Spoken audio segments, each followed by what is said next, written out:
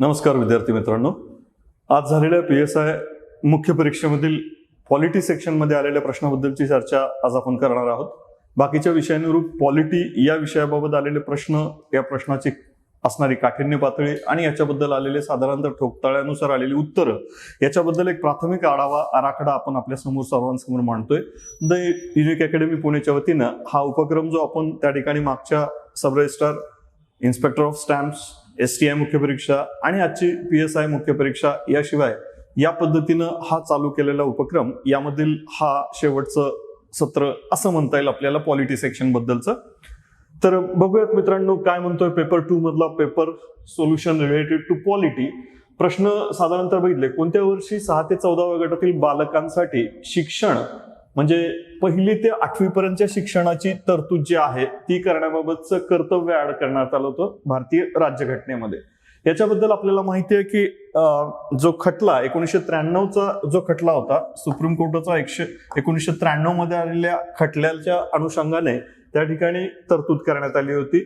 याच्याबद्दल वर्ष 2002 मध्ये हा संमत करण्यात आलेला खटला होता. NDA 1चं सरकार होतं. अटल बिहारी वाजपेयी यांच्या नेतृत्वाखालील सरकारने 2002 मध्ये या ठिकाणी घटना दुरुस्ती केली आणि प्राथमिक शिक्षण विषयक ही त्या ठिकाणी करण्यात आलेली तरतूद.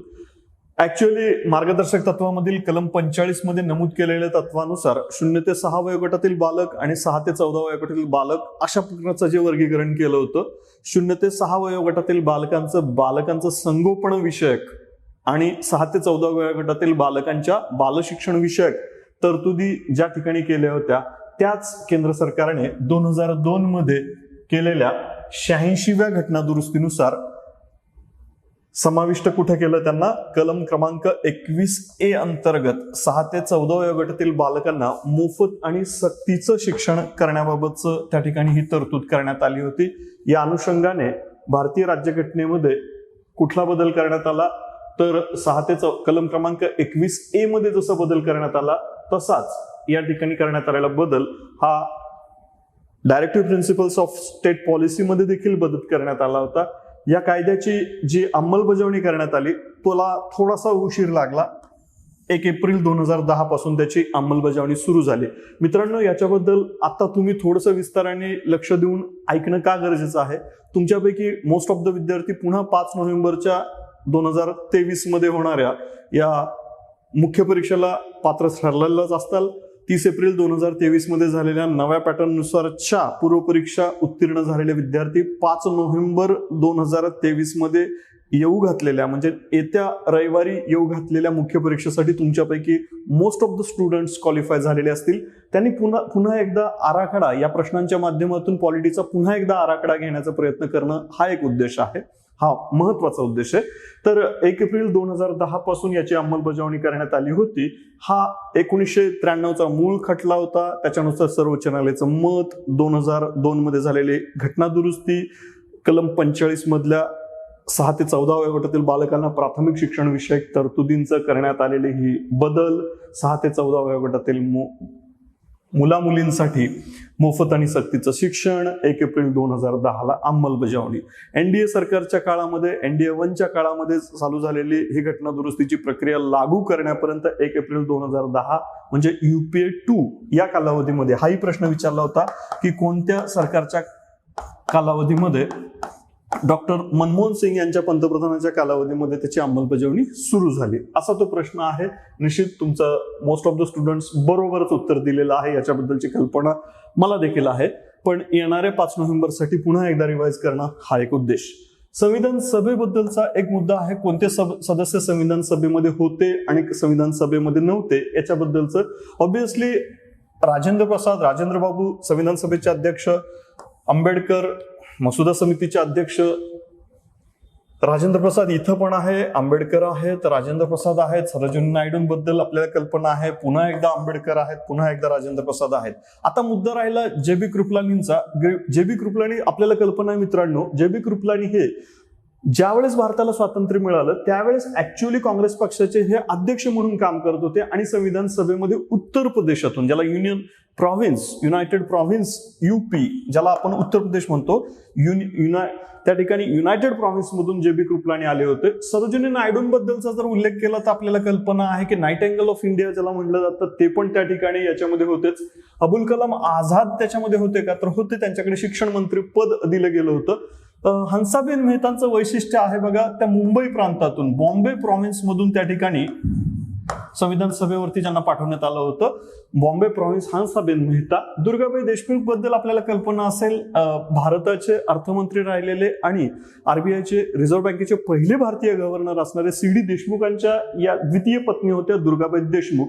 म्हणजे हे सर्वच मंडळी जर त्या ठिकाणी संविधान सभेमध्ये होती तर मग उत्तर आहे वरीलपैकी सर्व हे संविधान सभेचे सदस्य होते. पुढे बघूयात, याच्याबद्दलची संख्या आपल्याला कल्पना आहे की एकूण सदस्य संख्या त्या ठिकाणी 296 होते. मग स्त्री सदस्यांचे संख्याबळ 15 वरती आलं होतं. घटना समितीमध्ये काँग्रेस पक्षाचे नसणारे 17 सदस्य त्या ठिकाणी आले होते. उदाहरणार्थ त्या ठिकाणी अनेक सदस्य होता, डॉक्टर बाबासाहेब आंबेडकर असू द्या, किंवा त्या ठिकाणी भारताचे पहिले उद्योग मंत्री आणि जनसंघाचे संस्थापक असणारे नेते देखील गैर काँग्रेसी होते, त्यांना देखील घेण्यात आलं होतं. अशी बरीच मंडळी या समितीमध्ये घेण्यात आली होती. 296 पैकी साधारणतः घटना समितीवरती सदस्यांची निवड झाली होती. 15 महिला सदस्य आणि 17 गैर काँग्रेसी सदस्यांचा समावेश केला होता. पुन्हा एकदा त्या ठिकाणी ह्या गोष्टी रिवाइज करतोय आपण. पुढे कोणत्या प्रकरणामध्ये सर्वोच्च न्यायालयानं प्रस्तावना हा संविधान सभेचा अविभाज्य भाग आहे. मित्रांनो, 2024च्या पूर्वपरीक्षेला देखील रिवाइज होतोय. 5 नोव्हेंबर 2023च्या मुख्य परीक्षेला देखील रिव्हिजन होतीये. या अनुषंगाने सिरियसली प्रिपेअर्ड करणाऱ्या विद्यार्थ्यांसाठी चर्चा खूप महत्वाची आहे. प्रस्तावना किंवा सरनामा हा अविभाज्य भाग आहे का? कल्पना आहे तुम्हाला, मागच्याच परीक्षेमध्ये पुन्हा विचारलं होतं, सरनाम्याबद्दल मत विचारलं होतं. मग आंबेडकरांचं मत विचारात घेतलं होतं, अर्नेस्ट बाकरचं मत विचारात घेतलं होतं, त्या ठिकाणी न्यायमूर्ती हिदायतुल्लांचं मत विचारात घेतलं होतं. त्याच पार्श्वभूमीवरती पुन्हा एकदा सरनामा विषयाबद्दल आलेला हा प्रश्न, काय आहे अविभाज्य भाग. आता हा खटला काय आहे याच्याबद्दल त्या ठिकाणी तरतूद केलेली आहे का? आता काय आहे खटला, तर याच्याबद्दल जर आपण थोडंसं अंदाज घेतला तर कोयलो प्रकरणाबद्दलचा कुठेही उल्लेख आढळत नाही. गोलकनाथ बद्दलचा उल्लेख जो आढळतो तो वेगळ्या अर्थाने आढळतोय. इंदिरा गांधी वर्सेस राजनारायण सिंग खटला हा जो आहे तो इंदिरा गांधींना डिस्क्वालिफाय करण्यासाठीचा खटला आहे. आणि म्हणून जर हाच पर्याय त्या ठिकाणी लागू होत नसेल तर SR बोम्मई विरुद्ध भारतीय संघ खटला. SR बोम्मई कर्नाटकाचे मुख्यमंत्री राहिलेले आणि त्यांचं सरकार बरखास्त केल्यामुळे भारत सरकारच्या विरोधात SR बोम्मईंनी दाखल केलेल्या खटल्याशी निगडीत ही बाब आहे आणि त्याच्यामध्ये हे नमूद केलं होतं. त्या अर्थाने फक्त ब म्हणजेच हा पर्याय त्या ठिकाणी बरोबर येतोय. म्हणून पर्याय क्रमांक 2 हे करेक्ट उत्तर त्या ठिकाणी आहे. याच्याबद्दल SR बोम्मई हा खटला कधीचा आहे? 1994चा आहे. महत्वाचे खटले पुन्हा एकदा सांगितले गेलेले आहेत. सरनामा राज्यघटनेचा भाग आहे. आता सरनामा राज्यघटनेचा भाग असतानाच त्या ठिकाणी पुढे ज्याच्याबद्दल न्यायालयीन पुनर्विलोकनाच्या तरतुदीनुसार बेसिक फीचर बद्दलची पण कल्पना याच्यामध्ये दिली होते. पुन्हा एकदा गोलकनाथ खटल्यामध्ये न्यायमूर्ती हिदायतुल्लांनी काय मत नोंदवलंय हा पण मुद्दा इथं जाता जाता लक्षात घ्या. 1967 बघा विचारलेला प्रश्न होता की हा गेल्याच वेळेस प्रश्न विचारला होता की कुठल्या खटल्याचा परिणाम स्वरूप घटना दुरुस्ती करण्यात आली होती. मग पुन्हा एकदा गोलकनाथ विरुद्ध पंजाब राज्य खटला हा 1967 जो आला होता, या खटल्यामध्ये न्यायमूर्ती हिदायतुल्लांनी एक मत व्यक्त केलं होतं. कल्पनाच असेल तुम्हाला की गेल्याच वेळेस हा प्रश्न विचारला होता सरनाम्याबद्दल की नोट ऑफ द कॉन्स्टिट्यूशन. न्यायमूर्ती हिदायतुल्लांनी सरनाम्याला की नोट ऑफ द कॉन्स्टिट्यूशन असा ज्याचा उल्लेख केला होता. जसं अर्नेस्ट बार्करनी त्या ठिकाणी सांगितलं होतं की भारताचे प्रस्तावना किंवा सरनामा हा जसं काही अमेरिकन स्वातंत्र्याच्या घोषणापत्रासारखाच आहे की काय, असं अर्नेस्ट बार्करने ज्या सरनाम्याबद्दल व्यक्त केलेलं मत होतं त्याच बाबत न्यायमूर्ती हिदायतुल्लांनी या 1967च्या खटल्यामध्ये सरनाम्याबद्दल काय निरीक्षण नोंदवलं होतं की नोट असं म्हटलेलं या व्यक्तीने सरनामा राज्यघटनेचा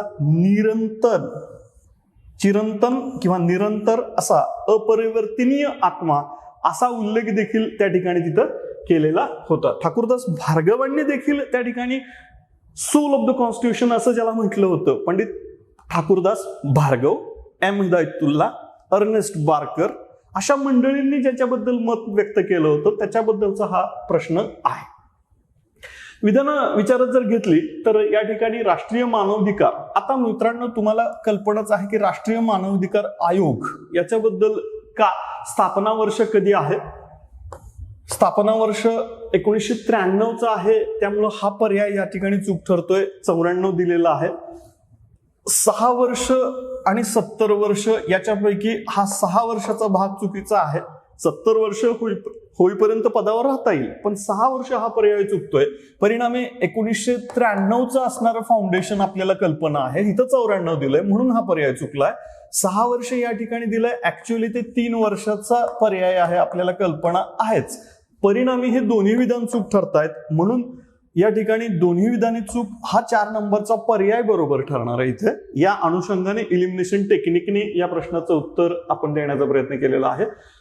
इथे खालील विधाने लक्षात घेता कलम 301 याबद्दल काय दिलंय? कलम अयोग्य आणि योग्य विधान या ठिकाणी ओळखायचं आहे. आपल्याला अयोग्य विधान काय आहे हे ओळखायचंय. अयोग्य विधान म्हणजे चुकीचे विधान ओळखायचे आहे आणि या अनुषंगाने चुकीचे विधान दिलेले पर्याय विचारात घ्यायचे आणि म्हणून या ठिकाणी अयोग्य पर्याय कुठले आहेत बघूया. कलम 301 मध्ये मालमत्तेच्या हक्कासंबंधी तरतूद आहे. 301 मध्ये नाहीये, ही आपल्याला कल्पना आहे की कलम 300A मध्ये आहे.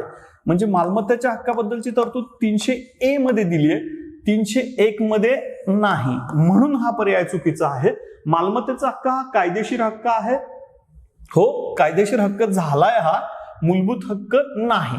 हे पण त्या ठिकाणी मग हे विधान विचार घेतला, हा बरोबर पर्याय दिसतोय आपल्याला. मग तिसरा पर्याय काय सांगतोय? केंद्रामध्ये काँग्रेस पक्षाचे सरकार असताना 44वी घटना दुरुस्ती. काँग्रेस पक्षाचं सरकार आणि 44वी घटना दुरुस्ती, आपल्याला कल्पना आहे 44वी घटना दुरुस्ती कधी झाली आहे याचं जर साल आपण विचारात घेतलं, ही 1978 झाली आहे. 78 त्या ठिकाणी जनता पक्षाचं सरकार होतं. जनता पक्ष जर सत्तेवरती असेल तर काँग्रेस पक्षाचा असण्याचा संबंधच येत नाहीये तिथे. म्हणून देसाईंचं सरकार त्या ठिकाणी मोरारजीभाई देसाई पंतप्रधान असताना जनता पक्षाच्या नेतृत्वाखालील 1978 मध्ये झालेल्या 44व्या घटना दुरुस्तीने या ठिकाणी करण्यात आलेला बाब होते. म्हणून हे दोन्ही पर्याय या ठिकाणी चूक ठरतायत. मालमत्तेचा हक्क हा कायदेशीर हक्क आहे या अर्थाने. मग चूक काय आहे? बरोबर 2 आहे. दुसरं विधान बरोबर आहे. पहिलं आणि तिसरं विधान चूक आहे. पहिलं आणि तिसरं विधान चूक आहे. या अनुषंगाने पर्याय क्रमांक 3 हे उत्तर आपलं यायला पाहिजे आणि उत्तर 3 या अर्थाने पर्याय क्रमांक 3. धर्मनिरपेक्षतेचा याचा अर्थ काय दिलेला आहे? धर्मनिरपेक्षतेचा, ज्या धर्मनिरपेक्षतेची व्याख्या डॉक्टर आंबेडकरांनी केलेली होती तोच शब्द आंबेडकरांच्याच सूचनेनुसार राज्यघटनेमध्ये समाविष्ट करण्यात आलेला नाही. आपण याच्याबद्दल की का या ठिकाणी वाचलेली जी पुस्तकं आहेत वेगवेगळी, मग या पुस्तकांमध्ये उदाहरणार्थ महत्वाचं पुस्तक आहे इंडियन पॉलिटी, एम लक्ष्मीकांत, आणि द युनिक अकॅडमी पब्लिकेशनचं खंड 1चं एक पुस्तक आहे. खंड 1 घटनात्मक प्रक्रिया, भारतीय राज्यघटना आणि घटनात्मक प्रक्रियेबद्दल, खंड 1 मध्ये या दोन्ही बाबी नमूद केलेल्या आहेत. डॉक्टर आंबेडकरांनी सांगितलं होतं की धर्मनिरपेक्षता म्हणजे काय आणि समाजवाद हे दोन्ही शब्द राज्यघटनेत समाविष्ट करायला नको, कारण भविष्यात येणाऱ्या सरकारांना एका विशिष्ट विचारांनी किंवा ढाच्यामध्ये आपण घालू नये असं आंबेडकरांचं मत होतं. आणि मग परंतु याच आंबेडकरांनी धर्मनिरपेक्षतेची व्याख्या देखील त्या ठिकाणी व्यक्त केलेली होती. म्हणून या प्रश्नाचं उत्तर डॉक्टर आंबेडकर म्हणजे पर्याय क्रमांक 3 असं त्या ठिकाणी दिलेलं आहे. मित्रांनो, त्यानंतर येणारं खालीलपैकी कोणत्या कारणामुळे खालीलपैकी एखाद्या राज्याचा मुख्यमंत्री हा राष्ट्रपतीच्या निवडणुकीमध्ये मतदान करण्यास पात्र ठरू शकत नाही.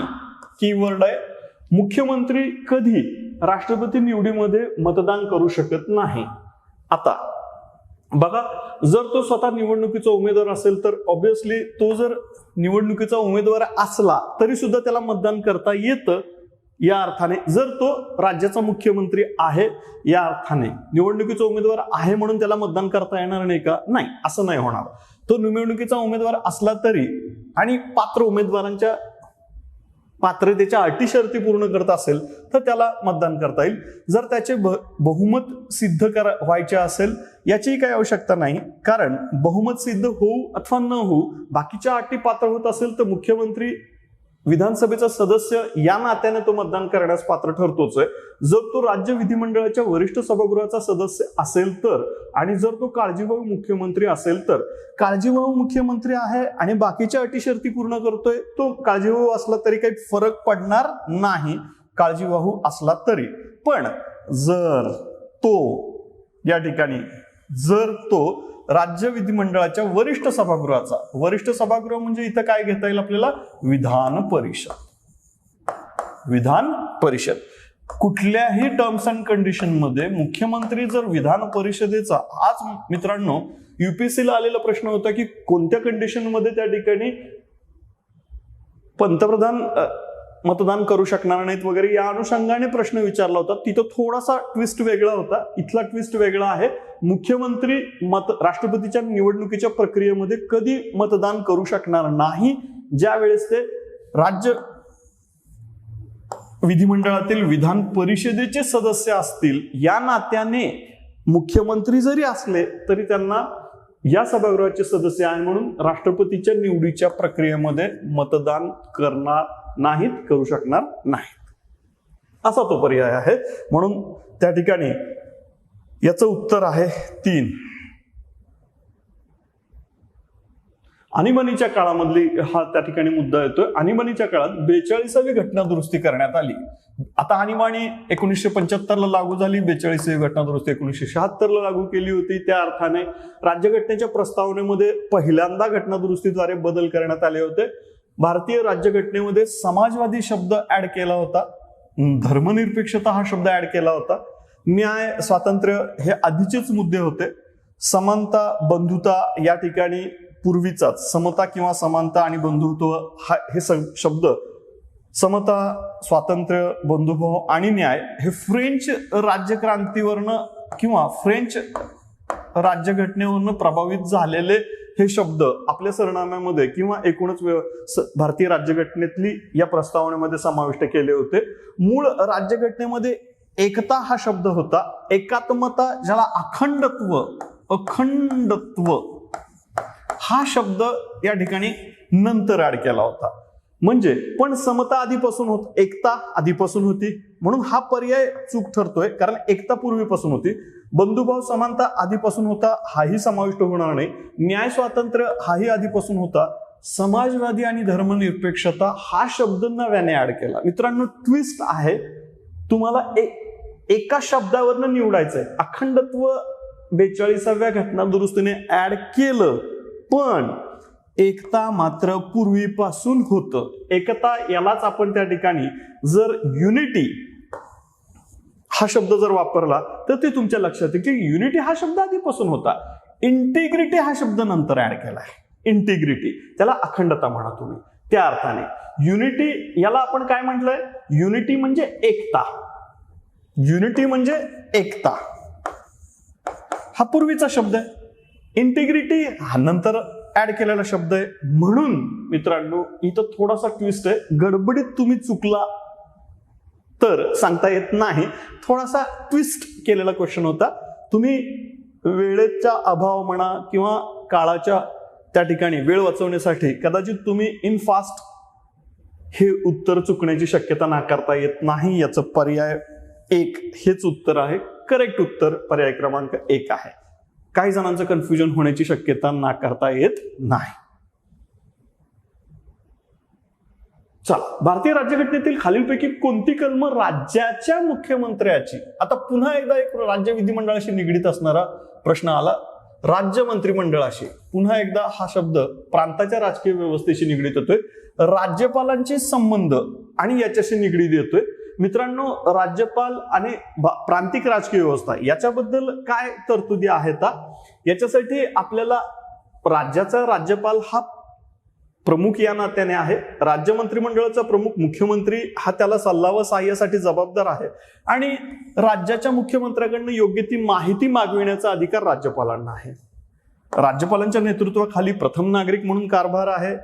मुख्यमंत्र्याच्या नेतृत्वाखालचं मंत्रिमंडळ त्यांना सल्ला व सहाय्य करतंय. आवश्यकतेनुसार राज्यपाल मंत्र्याकडनं योग्य तो सल्ला मागू शकतात का? हो, या अर्थाने हे कलम त्या ठिकाणी लागू होतंय. 163, 164, 167 हे कलम त्या ठिकाणी बरोबर आहे. या अर्थाने पर्याय क्रमांक 2 हे उत्तर आहे. थोडंसं डिटेलमध्ये जर बघायचं म्हणलं तर कलम 161 ते 169 ही कलम थोडीशी त्या ठिकाणी बघावी लागतील आपल्याला. मुख्यमंत्री आणि राज्यपाल याचा संबंध येतोय. मुख्यमंत्रीच्या नेतृत्वाखालचं मंत्री परिषद आणि राज्यपाल याचा संबंध येतोय. राज्यपालाला त्यांच्या दैनंदिन कामकाजासाठी सहाय्य आणि सल्ला यासाठी मंत्रिमंडळ वा मंत्री परिषद ही त्या ठिकाणी काय करणार आहे? कार्यरत असणार आहे. काउन्सिल ऑफ मिनिस्टर्स ही तेच त्याला सहाय्य करणार आहे. बर, 164 मंत्र्यांबाबत इतर तरतुदी, मंत्र्यांचा पोर्टफोलिओ अलोकेशन असेल, मंत्र्यांचा दर्जा अलोकेशन असेल, मुख्यमंत्र्याच्या सल्ल्यानुसार पुन्हा त्या मंत्रिमंडळ किंवा मंत्री परिषदेशी राज्यपालांचा संबंध. पुन्हा एकदा 167 राज्यपाल एखाद्या मंत्र्याकडनं डायरेक्टली माहिती मागवण्यापेक्षा मुख्यमंत्र्याला त्या ठिकाणी माहिती मागू शकतात, किंबहुना मुख्यमंत्र्याच्या कर्तव्याचा हा भाग आहे की दैनंदिन कारभाराबद्दल राज्यपालांना अवगत करून देणे. म्हणून राज्यपाल आणि काउन्सिल ऑफ मिनिस्टर्स याच्याबद्दलचा संबंध जर एकूण तरतुदीमध्ये तुम्ही बघताल तर असं दिसतंय, कलम 163, कलम 164 आणि कलम 167 या तरतुदी आपल्याला विचारात घेतल्यास याचा पर्याय अधिक योग्य पद्धतीने आपल्याला देता येईल. मित्रांनो, फारसा वेळ न घेता पुढचा प्रश्न आपण त्या ठिकाणी बघतोय. हा प्रश्न कन्फ्युजिंग आहे, हा कॉम्प्लिकेटेड आहे. घटना समिती आणि भारताच्या संविधान समितीची राज्यनिहाय सदस्य संख्या आपल्याला माहिती पाहिजे. याच्यामध्ये लॉजिक लक्षात ठेवण्यासारखी एक गोष्ट आहे. पश्चिम बंगाल हे तुलनेनं बघा, पश्चिम बंगाल याच्याबद्दल जर एक विचार केला तर त्या ठिकाणी एक तरतूद आपण विचारात घेऊ शकतो की पश्चिम बंगालची फाळणी झालेली होती. हा एक भाग आपल्याला थोडासा विचारात घ्यावा लागेल. तर पुढचा एक मुद्दा विचारात घेत असताना असं येईल की तुम्ही मध्य व वराड प्रांत, एकूण सगळ्या प्रांतामध्ये एक जर थोडं, ज्याला आपण त्या ठिकाणी सीपियान बेरार प्रांत म्हणत होतो आधी, तेच मध्य प्रांत त्याला लागून असणारा हा प्रांत, या अर्थाने सगळ्यात कमी संख्या 17 ही सदस्य संख्या त्या ठिकाणी होती. हे लॉजिक आपल्याला माहिती थोडंसं जर आलं असेल तर कल्पना आहे. एकूण राज्यामध्ये सगळ्यात मोठा हा मद्रास प्रांत होता. मद्रास 4, 49 या अर्थाने त्या ठिकाणी सदस्य संख्या होती. दोन जरी लॉजिक लागले आपल्याला, मध्य प्रांत आणि वराड हा तुलनेनं बघा, तुलनेनं हा लहान असा प्रदेश होता, परिणामी सगळ्यात कमी सदस्य संख्या, हेच लॉजिक लक्षात ठेवण्यासारखे होतं. या अर्थाने मग आपल्याला कल्पना आहे की मुंबई ही त्या ठिकाणी संबंध येतोय आत्ताच्या सध्याच्या महाराष्ट्र राज्याशी. 21 ही सदस्य संख्या या नात्याने ती लक्षात ठेवली जाते. पश्चिम बंगाल हा मोठा प्रांत होता, पण त्याचा पूर्व बंगालच्या रूपाने पूर्व पाकिस्तानच्या माध्यमातून ते वेगळं झालंय, म्हणून त्यांची सदस्य संख्या कमी झाली आहे. मित्रांनो, याचं उत्तर 3 आहे. दोन लॉजिक लक्षात ठेवण्यासारखं, मुंबई पूर्वीची जे महाराष्ट्र सध्या आहे त्याचं पूर्वीचं नाव मुंबई प्रांत, 21 सदस्य संख्या हे पाठ आपल्याला होतं, असायला पाहिजे. सगळ्यात मोठा प्रांत मद्रास, 49 सदस्य संख्या. पश्चिम बंगाल फाळणीमुळे सदस्य संख्या घटली होती, 19 वर आली होती. मध्य प्रांत व वराड हा सगळ्यात छोटा प्रांत होता. नंतर त्याची विभागणी झाली. आपल्याला कल्पना आहे की नागपूरसह काही प्रदेश महाराष्ट्रामध्ये अखंडच्या अर्थाने मुंबईसह महाराष्ट्रामध्ये एकीकृत करण्यात आला. काही प्रदेश मग तो मध्य प्रदेशामध्ये त्या ठिकाणी नंतर ऍड करण्यात आला. असा थोडासा तो पार्ट आहे. मध्य प्रांत व वराड बद्दलचं सांगता येऊ शकतं आपल्याला. सगळ्यात छोटं तुलनेनं इथं दिलेल्यापैकी 17, या अर्थाने 3 हा पर्याय त्या ठिकाणी आपल्याला सांगता येईल. लॉजिक सांगताना थोडंसं काही गोष्टी विचारात घेणं गरजेचं आहे. मित्रांनो, या माध्यमातून ही सांगण्याचा मुद्दा केला आहे. अनुसूचित जाती जमाती, आता मित्रांनो तुम्ही म्हणाल की हा लॉची रिलेटेड येतोय का प्रश्न? हो, थोडासा संबंध लॉशी येतोय, पण भारतीय राज्यघटनेतील जी कलम आपल्याला अस्पृश्यता निवारणार्थ, उदाहरणार्थ कलम क्रमांक 17, अस्पृश्यता निवारणार्थ केंद्र सरकारची किंवा राज्य संस्थेची भूमिका, त्यानंतर कलम क्रमांक 46 याच्यामध्ये अनुसूचित जाती जमाती अनुसूचित जाती बद्दलच्या विकासासाठी राज्यसंस्थेची भूमिका किंवा directive principles of state policy मधील कलम क्रमांक 46 आपल्याला सांगतंय, राज्यसंस्थेला मार्गदर्शन करतंय की अनुसूचित जाती जमातीच्या हितासाठी सरकारने जबाबदारी पार पाडावी. कुठलं मार्गदर्शक तत्व सांगतंय? कलम क्रमांक 46. या अनुषंगाने मित्रांनो, जर या अर्थाने कायदेशीर तरतूद करण्यात आली होती, ज्याला आपण सामान्यतः 1989चा अॅट्रॉसिटी कायदा म्हणतो, ज्याला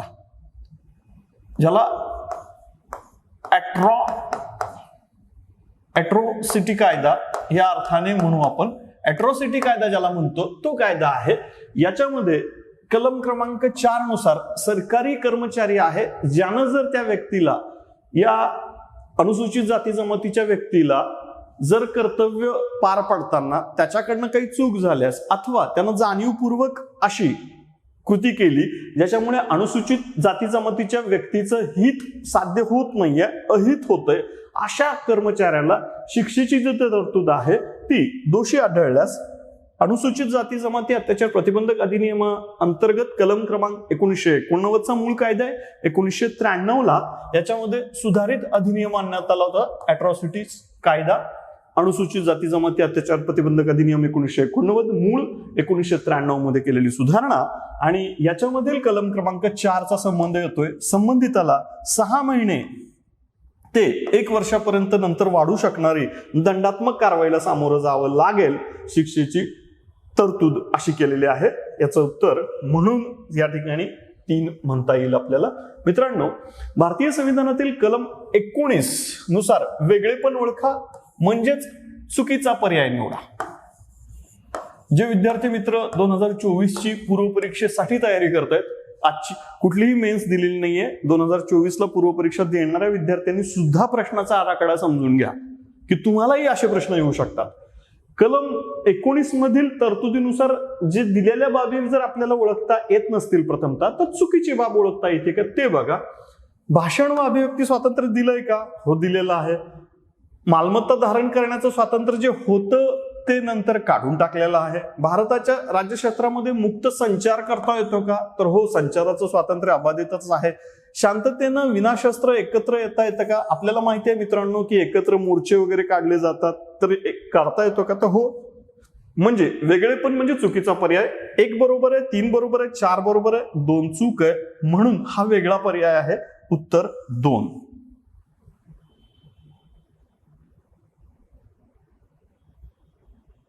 भारतीय संविधानाच्या टिंबटिंबमध्ये मूलभूत कर्तव्यांच्या तरतुदी दिल्या आहेत.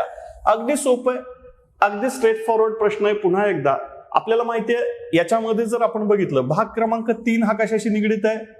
मूलभूत अधिक हक्कांशी निगडीत आहे. भाग क्रमांक 4 कशाशी निगडीत आहे? याच्याबद्दलचं डायरेक्टिव्ह प्रिन्सिपल्स ऑफ स्टेट पॉलिसीशी निगडीत आहे.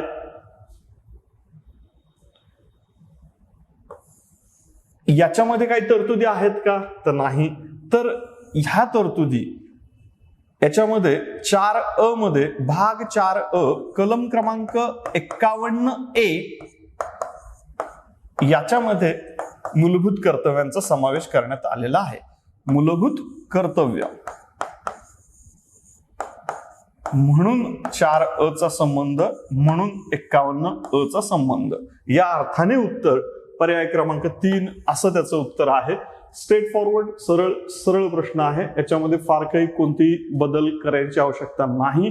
याच्यामध्ये मित्रांनो पुन्हा एकदा अनुसूचित जाती जमाती अत्याचार प्रतिबंधक किंवा या अनुषंगाने या कायद्याच्या तरतुदी दिल्या आहेत.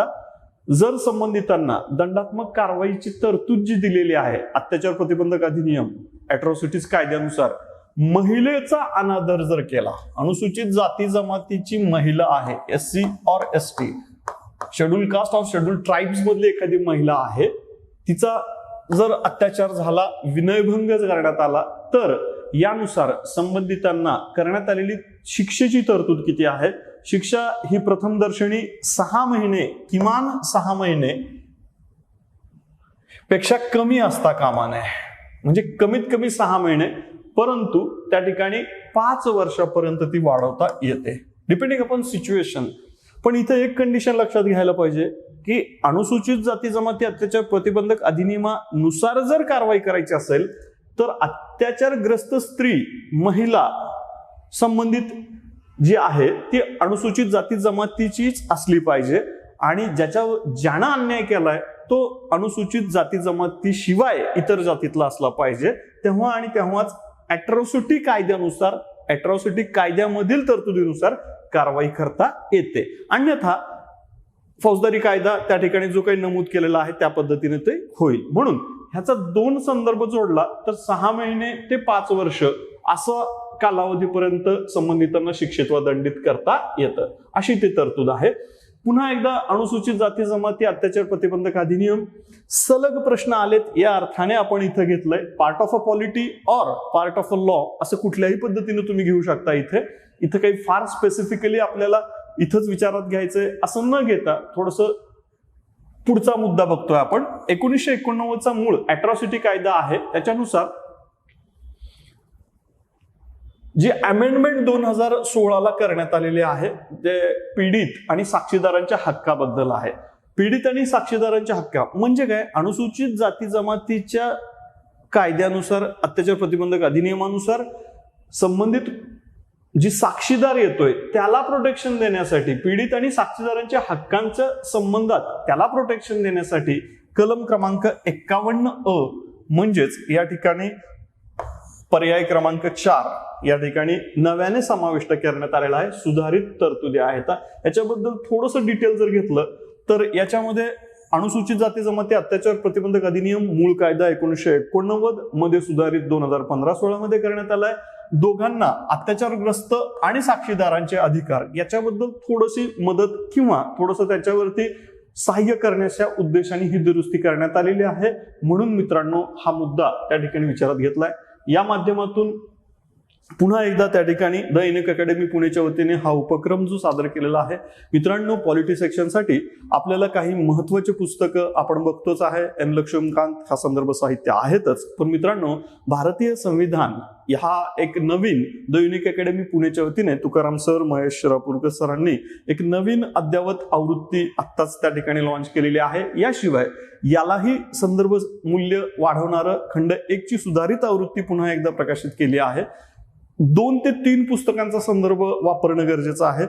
प्रथमतः वाचन करत असाल तर भारताच्या संविधान बद्दलचं कमीत कमी शब्दामध्ये जास्तीत जास्त PYQ सह विश्लेषण करणारं पुस्तक द युनिक अकॅडमी पुणेच्या माध्यमातून उपलब्ध आहे.